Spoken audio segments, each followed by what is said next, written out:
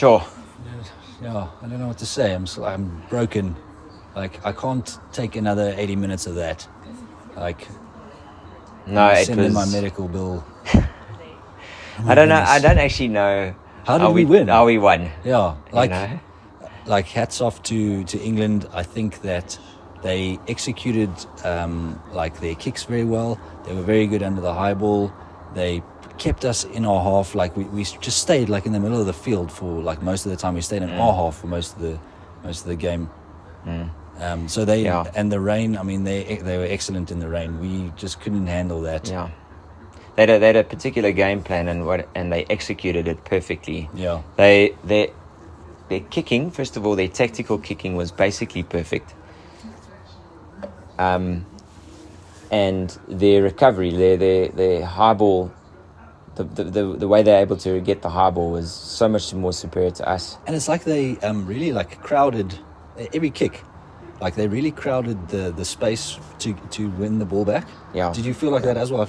It felt like we had like one guy there always, whereas they had like two or three guys. That's what the guys were saying on the TV, and they were saying because like we didn't have the energy.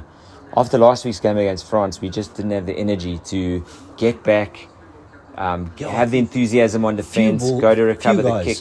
Few guys behind the ball. Like it was constantly. Yeah. It felt like the guy that was going up for the ball was the last guy, like in defense. Whereas the English were like there in numbers. But it wasn't like that for us in our previous games. Because I just think like what it came down to in the end is England tactically playing a great game and also just playing a good rugby in terms of what they wanted to do. Taking their points there in the first half. Correct. What was the half time? Brilliant drop goal. She's like from Owen Farrell. Yeah. Long range. Long range drop goal. Man, that, I thought meters? that was ticket. Yeah, I think it was approximately 50 meters. What was half? No, half time was 12-6 and then full time. I thought Stewart and May were in the air brilliant. I thought that they were very good. I thought Alex Mitchell, definitely, I will say his kicking was pinpoint. His clearance kicking was insane. It was like to the halfway line. Yeah, I like for me, England should have kept that guy on the field. Yeah. As soon as Danny Kerr came along, the kicks weren't quite as accurate. And so they weren't able to put us under the same kind of pressure. Yeah. But we were not good. We were very bad. Like that's just not a Springbok team I've watched recently that play like that. Just no energy, just hanging on like that. But do you think that like obviously the game against France, affected us, but didn't the rain also it's slow, it bogs you down, and the rain's an equalizer. Yeah. That's exactly what happened. The rain equalized everything, Then it all comes down to what kind of game plan you play and how well you can pull that off, and also the energy you bring on. I thought actually my man of the match on the England side, other than Mitchell, was Courtney Laws. I thought he was outstanding. He was very good. I didn't really previously rate him as a brilliant player, but I thought he was excellent today. Lots of good carries, yeah. And we were very poor in the lineouts. I think England read out, but I couldn't understand our lineout tactics. I mean, the weird numbers, and then the short one, and this. It's like, guys, just keep it traditional. Get the full forward pack in there and do a regular lineout. Yeah, it's weird. Like take it up. Like either we had too few, or that first lineout where there were backline players in the lineout, and tricks. We're out of tricks. Yeah. Just play rugby. Just play proper rugby. Look, the Springboks weren't so much there. I just thought England had it. I couldn't see us coming back. Yeah. But in fairness, we just needed a spark, isn't it? Yeah, and that's the replacement. And who was that spark? Ox and Pollard. And Polly. Yeah. Yeah. Because Pollard came on very early. Faf came on pretty early, and then it's just the bench. They came on and they made all the difference in my view. I wonder what specifically what the reason was why we brought on Pollard. Was it because they realized like this is going to be a slow game, it's raining, it's not working, like Marnie's not kicking the ball out, let's bring on like someone more like 10-man rugby-ish? I think that's a big part of it. I think they realized very early on that it was going to come down to kicks. Yeah. But I also think Marnie was off. He was a little bit off. He was off. He was just off. But it's also not his vibe. Like with the rain and the tightness. But then you know what? Why start him? Why start him in the rain? Look at the weather. I wonder. Did they see the weather forecast? We saw it days in advance that it was going to rain. So for me, that was odd that they did that. But the lesson learned there is like against New Zealand, you've got to pick a few fresh guys. Yes. Because we're not going to get through with a tired team like that. We've played Scotland, we've played Ireland, we've played France, and we've played England. Yeah.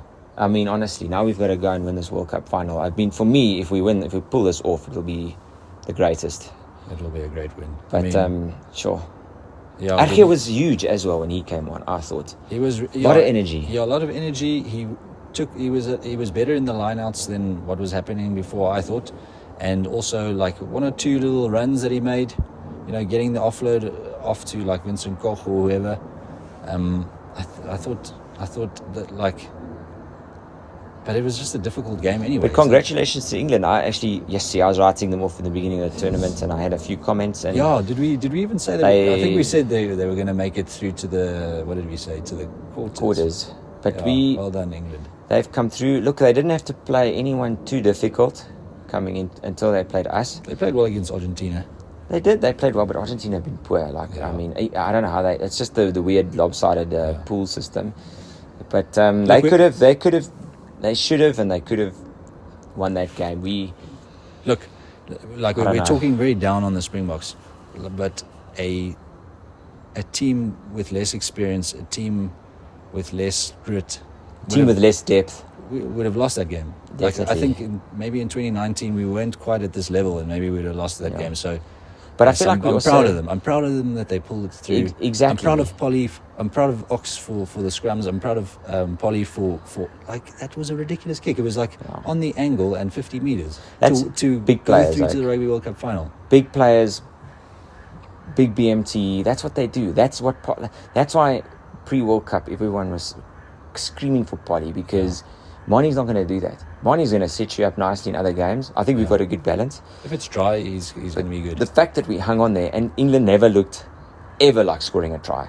Let's be honest. And neither did we. We just had that one opportunity and we took it. Yeah, like I felt like when we were chasing the game and we were trying to do these like long looping passes to get around the England defence, like on the halfway line, that was never going to work. And the way we scored our try, that was the only way it was going to happen. It was going to be a penalty into the corner or into the 22, and then somehow we drive over. In fairness, I felt personally that England were offsides at least 50% of the time off the back of that. They were very, very flat.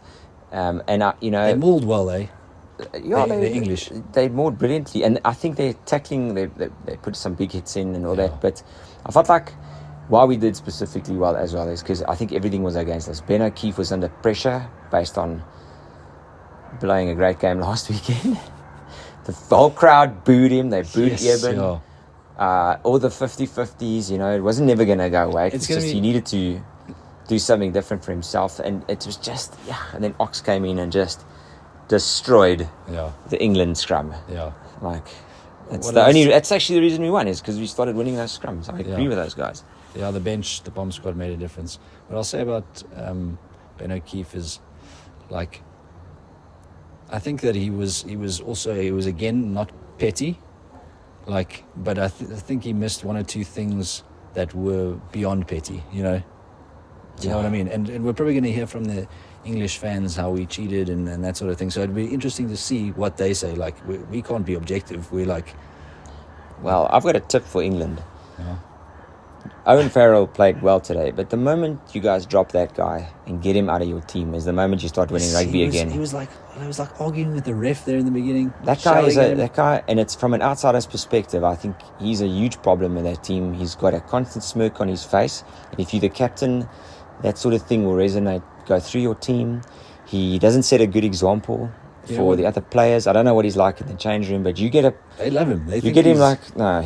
He's the sickness in that team. You get a guy like Johnny Wilkinson with that kind of attitude back. Yeah, you're going to start winning games. Yeah, he was proper. Very professional. But I don't know if you watched the David Beckham story on Netflix.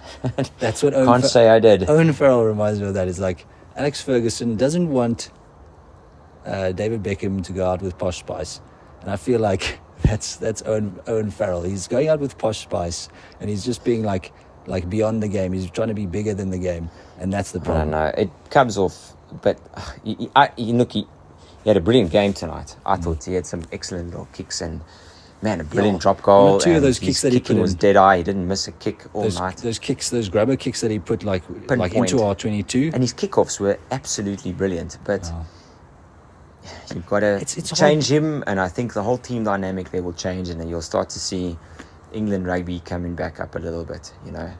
Yeah, they don't have to. They leave this game like with their heads held high. I And would Marcus say they Smith can be isn't proud of that them. guy. George Ford's the guy. We are scared of George Ford. When he came on, I thought they're going to get a penalty and he's going to kick it over from like a ridiculous position. Yeah, You know. Anyway. Yeah, they had the energy as well. We didn't have any energy. Anyway, They really looking forward wanted to- this thing. They thought they had it. Don't Just leave I me thought they hanging. had it. High five me. Yes, but we are happy. Bokke next week. All Blacks. Yeah. Cheers.